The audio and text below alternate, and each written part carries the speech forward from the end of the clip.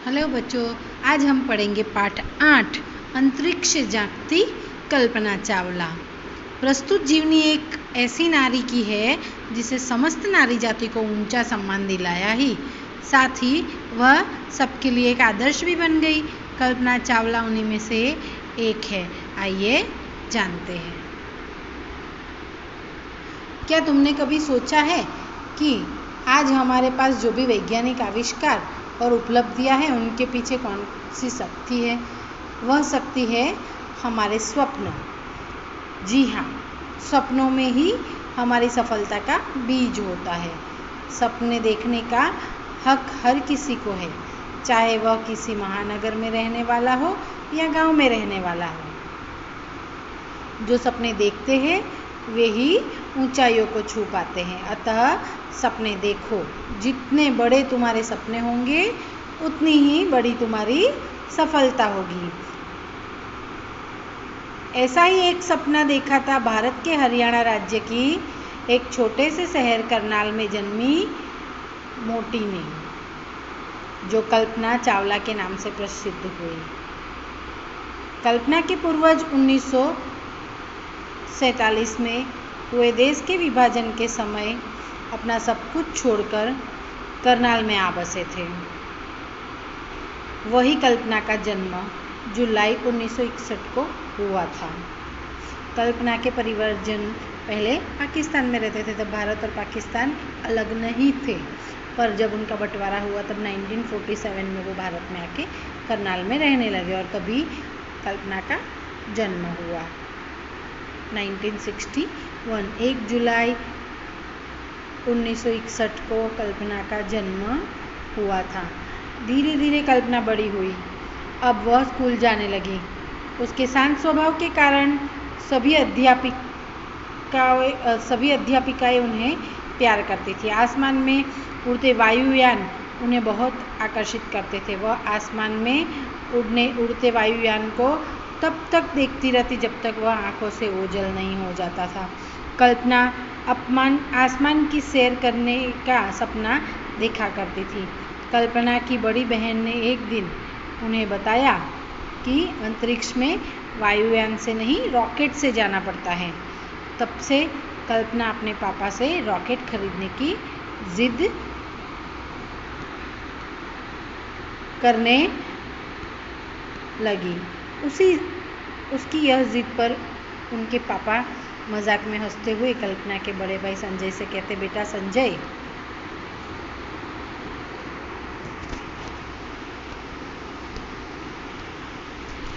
अब की दीपावली में एक रॉकेट लाकर मोटी को दे देना। मोटी उस पर बैठकर अंतरिक्ष की सैर करने के लिए चली जाएगी। कल्पना ने सन 1978 में प्री इंजीनियरिंग की परीक्षा पास कर ली।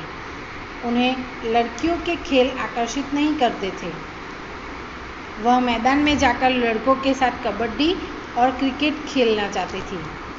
वह दिन जब उन्होंने सुना कि उनके भाई ने फ्लाइंग क्लब में जाकर हवाई जहाज उड़ाने का प्रशिक्षण लेने का निर्णय किया है, तो वह अपने भाई और पिता से जिद करके फ्लाइंग क्लब की सदस्य बन गई। एक दिन कल्पना ने जब घर में प्रवेश किया तो उसकी माँ उन्हें देखकर चौंक गई। कल्पना ने अपने लंबे बाल कटवा लिए थे। माँ के पूछने पर उन्होंने कहा, माँ, ये सुंदर बाल मेरे सुनहरे सपनों की राह में रुकावट डाल रहे थे। उड़ते समय हवा में बिखरकर आंखों के सामने आ जाते थे, इसीलिए मैंने इन्हें कटवा दिया। घर के सभी सदस्य व स्कूल की सहेलियां कल्पना के इस व्यवहार से आश्चर्यचकित थी। कल्पना के हवाई जहाज उड़ाने की बात सुनकर उसकी सहेलियां उसका उपहास उड़ाने लगी। अब इसे कल्पना नहीं, अंतरिक्ष परिकल्पना कहो। मैडम कुछ दिनों में जेट विमान भी उड़ाएगी। उसकी सारी सहेलियां उसका मजाक उड़ाने लगी जब वो बोलती कि मैं आसमान में उड़ूंगी या रॉकेट उड़ाऊंगी। तब कल्पना आत्मविश्वास के साथ कहती, जिस दिन मैं ऊपर अंतरिक्ष में जाऊंगी तब उस दिन तुम मुझसे ईर्ष्या करोगी। मेरा चित्र अखबारों में छपा देकर जल भून जाओगी। उस समय बड़ी शान से लोगों से कहोगी कि अंतरिक्ष में जाने वाली यह लड़की कभी हमारे साथ पढ़ा करती थी।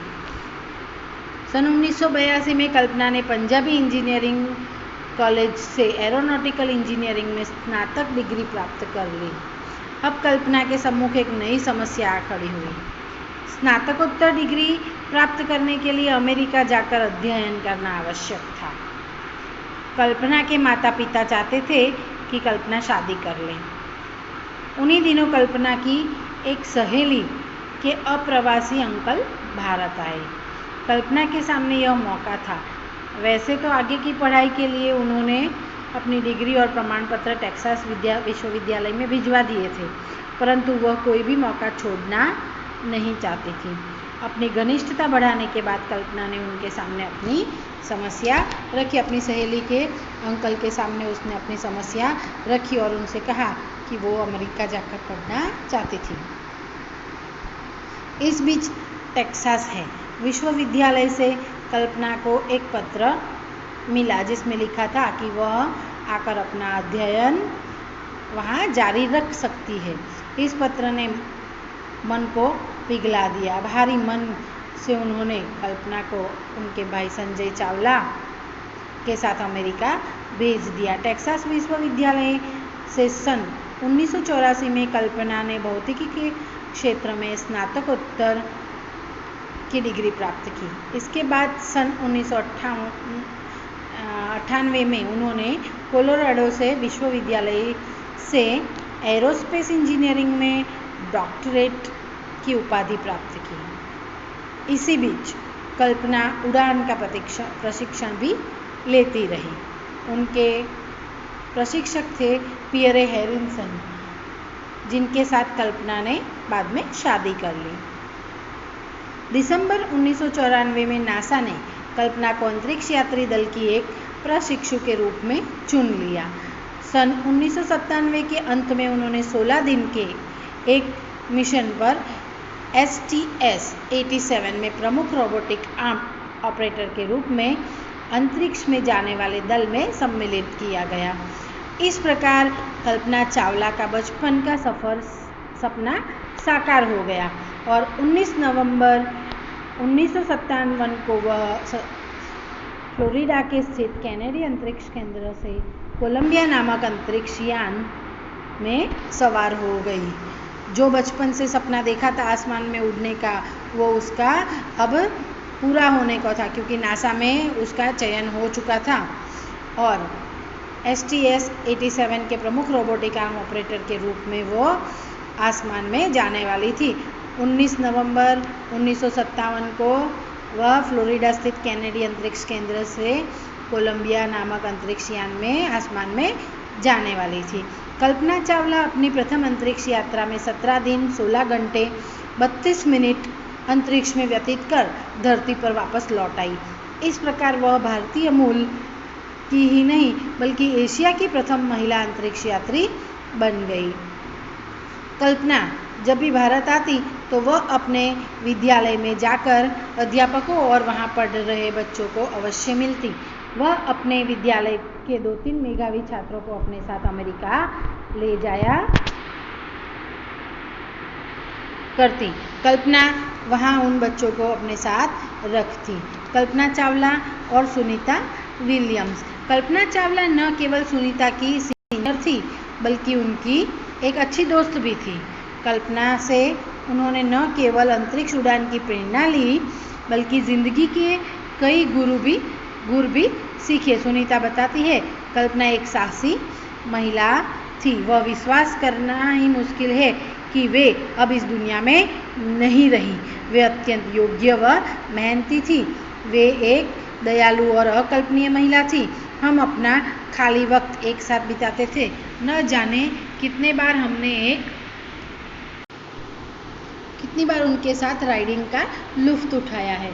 कभी हम अपना खाली समय चिड़ियों को देखने में बिताते थे तो कभी पहाड़ की चढ़ाई करने निकल पड़ते। हम दोनों ने बहुत सी बातें एक दूसरे से शेयर की। अंतरिक्ष की दुनिया की खिड़की से उन्होंने कितने ही खूबसूरत दृश्य दिखाए। कल्पना कहती थी कि अगर आप खुद पर उम्र को हावी न होने दें तो आप उम्र से कभी हार नहीं सकते। कल्पना चावला को दोबारा अंतरिक्ष यात्रा का अवसर मिला 16 फरवरी 2003 को। इस दिन वह कोलंबिया में सवार होकर अंतरिक्ष की ओर चल दी।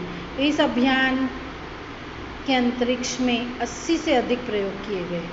16 दिनों के इस अभियान के पूरा होने पर कोलंबिया अपने अंतरिक्ष यात्रियों को लेकर धरती की ओर बढ़ा। 1 मार्च 2003 को यह यान धरती पर पहुंचता उससे पहले ही वह क्षतिग्रस्त होकर धरती पर आ गिरा और गिरकर चूर चूर हो गया। उसी के साथ कल्पना चावला अपने सपनों और भविष्य के साथ क्षीण निद्रा में लीन हो गई। विश्व शोक में डूब गया था। कल्पना की जन्मभूमि करनाल में खुशियां मनाते चेहरे अचानक मातम में डूब गए थे। उनकी प्यारी कल्पना अपने नाम को सार्थक कर अब कल्पना लोक की कल्पना ही बन गई थी।